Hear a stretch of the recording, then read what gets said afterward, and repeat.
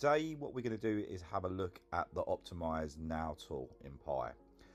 And to be honest, it does a little bit more than just optimize. So what it does is it actually identifies categories, topics, search terms, and prompts, and the right content within your site that should be matched up in that particular way.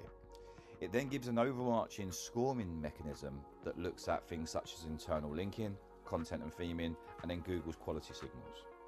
So if we take one of these benefits of a curved monitor as an example, the system has already identified the best page on your site that suits that particular target topic.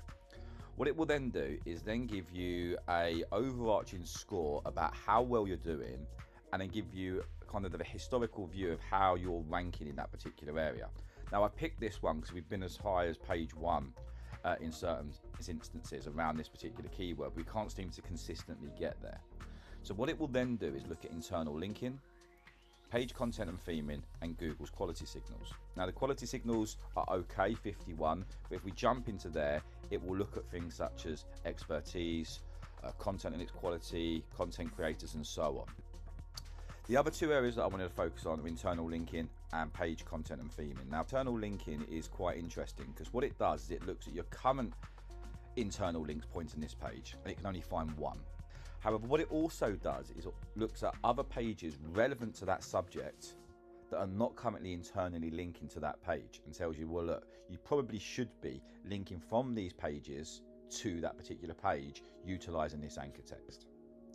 The third part is it will look at the SERP features that have returned during the last 30 days. So it gives us a real comprehensive view about what type of content is needed around this subject matter that we need to target.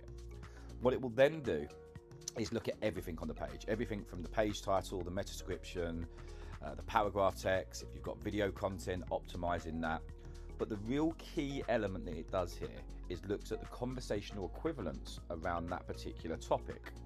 It will identify what conversation is happening in that particular area, and it will even write the answers to that.